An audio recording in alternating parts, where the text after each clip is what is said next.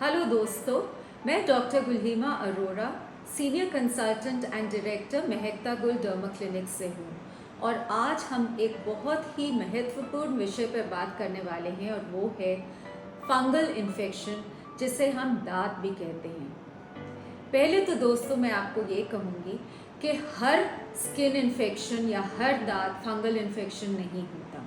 बहुत से लोगों को लगता है हर एक चीज़ चमड़ी में अगर कोई रिंग टाइप का बन रहा है तो वो फंगल इन्फेक्शन है, लेकिन ऐसे नहीं होता। आपको अपने डर्मेटोलॉजिस्ट से कंसल्ट करना चाहिए ये देखने के लिए कि जो वो वाकई में फंगल इन्फेक्शन है या कुछ और। दूसरी चीज़ मैं आपको ये कहना चाहूँगी इसके बारे में बताने से पहले कि फंगल इन्फेक्शन हमेशा एक रिंग की तरह नहीं दिखता है चमड़ी पर।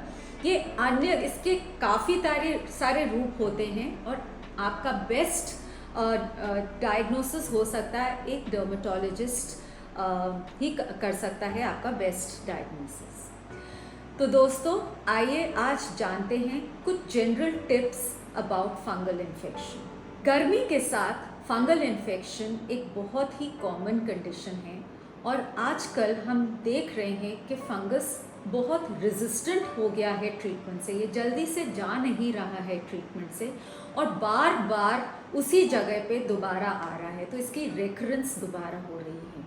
तो आइए इस वीडियो में हम जानेंगे कि क्या टिप्स हम ले सकते हैं जिससे हम इस मुसीबत से उभर सकें और कैसे फंगल इन्फेक्शन को ट्रीट कर सकें।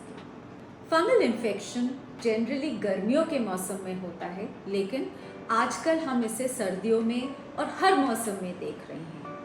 फंगस जनरली गर्म जगहों पे और जिन जगहों पे ज़्यादा सीलन हो उस जगह पे ज़्यादा पाया जाता है। तो बॉडी में ऐसी जगहें जहाँ बॉडी फोल्ड्स हों, जैसे ब्रेस्ट के नीचे, पैर की उंगलियों के बीच या जांघों में, जहाँ पे बॉडी का फोल्ड होता है, या अगर कोई इंसान मोटा हो तो पेट के फोल्ड के नीचे, वहाँ पे ज़्यादा पाया जाता है।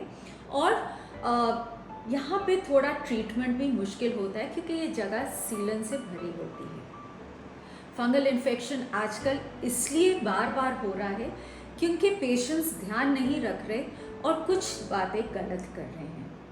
तो क्या जनरल टिप्स आप ले सकते हैं फंगल इन्फेक्शन को दूर रखने के लिए? पहली चीज़ है कि आप अपना शरीर बिल्कुल ड्राई रखें। जितना सूखा रख सकते हैं उतना सूखा रखें, स्पेशली समर ह्यूमिड मंथ्स में, क्योंकि पसीना ज़्यादा आता है। तो आप ध्यान रखें कि अपना शरीर बिल्कुल ड्राई रखें। दूसरा, आप हमेशा लूज फिटिंग और कॉटन के कपड़े पहनिए। ऐसा फैब्रिक पहनिए जो ब्रीदेबल है।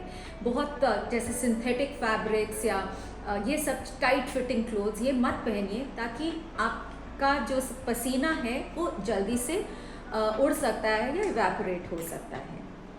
तीसरा टिप ये रहेगा कि अगर आप एक्सरसाइज करते हैं, आजकल बहुत से लोग जिम जाते हैं, तो आप वापस आके ज़रूर नहाइए या शावर लीजिए, ताकि वो पसीना बना ना रहे और वो फंगस को इतना वो एनवायरनमेंट ना मिले वहाँ पे घर करने का। चौथा टिप मेरा ये रहेगा कि कुछ लोगों को बार बार पैरों का फंगल इन्फेक्शन होता है, तो आप हमेशा कॉटन के सॉक्स पहनिए। ये ब्रीदेबल मटेरियल है और सिंथेटिक सॉक्स या और किसी फैब्रिक के सॉक्स मत पहनिए। अगर आपको एक्टिव इन्फेक्शन है तो आप पाउडर उस जगह पे मत यूज़ करिए। बहुत लोग सोचते हैं कि पाउडर लगाएंगे तो वो सुखा देगा, लेकिन बॉडी फोल्ड्स में जहाँ आपकी नमी है, जहाँ आपका सीलन है, वहाँ पे अगर आप पाउडर लगाओगे तो वहाँ पे कट्स होने के चांस ज़्यादा रहते हैं।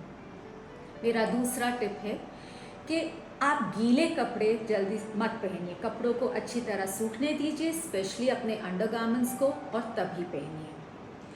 एक और टिप है कि आपने अपने नेल्स को ज़रूर चेक में रखना है और ये देखिए कि आपके नेल्स में कहीं फंगस तो नहीं है, उनमें कोई डिस्कलरेशन तो नहीं है, क्योंकि बार बार फंगस अगर आपको हो रहा है तो ये एक डेपो हो सकता है फंगस का, जहाँ से फंगस बार बार स्प्रेड हो रहा है आपके शरीर में और बार बार फंगल इन्फेक्शन आपको हो रही है।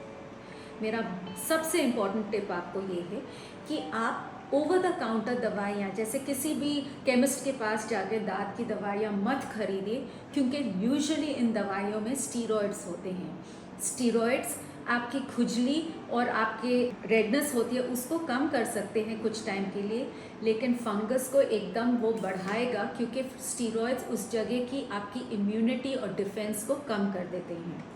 तो अपने आप जाके OTC प्रोडक्ट्स मत लीजिए।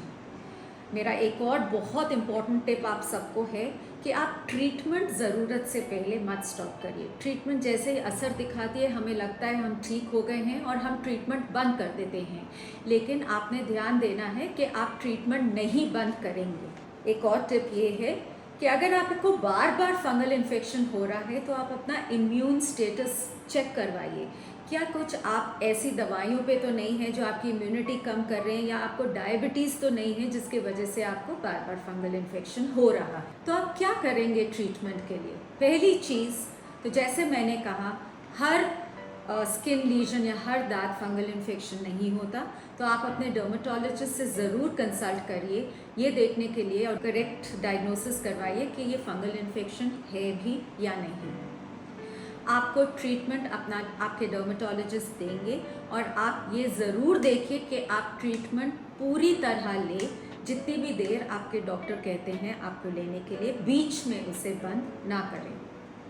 अगर आपका इन्फेक्शन ट्रीट हो चुका है और अब आप सिर्फ मेंटेनेंस पे हैं, तो आप डस्टिंग पाउडर यूज़ कर सकते हैं, जो anti fungal dusting powders, anti bacterial dusting powders होते हैं, अपने जूतों में भी और अपने बॉडी फोल्ड्स में भी। लेकिन ध्यान दीजिए कि आपको वहाँ पे कुछ एक्टिव इन्फेक्शन नहीं होनी चाहिए।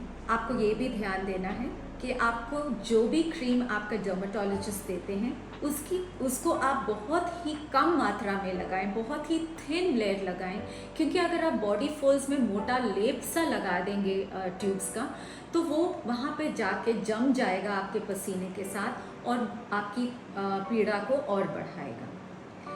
आपको ध्यान देना है कि जैसे ही आपका दांत स्टार्ट होता है आपको ट्रीटमेंट लेना चाहिए, उसे फैलने मत दीजिए, क्योंकि वो जितना फैलेगा उतनी आपको प्रॉब्लम देगा।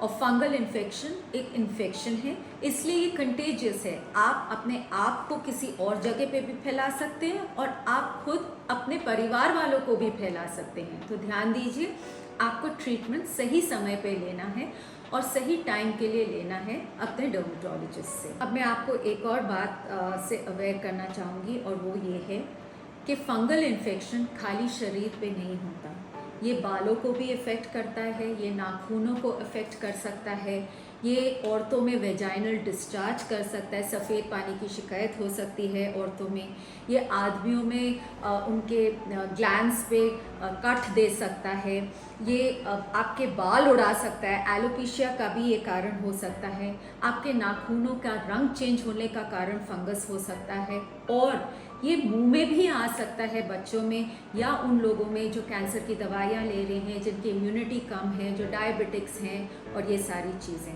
सो ध्यान दीजिए, फंगल इन्फेक्शन स्किन पे खाली चमड़ी पे नहीं आता, वो बालों पे भी, नाखूनों में भी, मुंह या बाकी म्यूकस मेम्ब्रेन्स जैसे वजाइना है वहाँ पर भी आ सकता है। तो दोस्तों, आई होप आपको ये वीडियो इन्फॉर्मेटिव लगा, क्योंकि फंगल इन्फेक्शन एक बहुत ही ट्रीटेबल कॉज है। ऐसा नहीं है कि कभी ठीक नहीं हो सकता या बार बार होता है। इसका बार बार होना या ठीक नहीं होना मतलब आप कुछ गलत कर रहे हैं। इसलिए आज ही आप अपने डर्मेटोलॉजिस्ट से कंसल्ट करिए सही दवाइयों के लिए, ताकि आप इससे मुक्त हो जाएं। Thank you.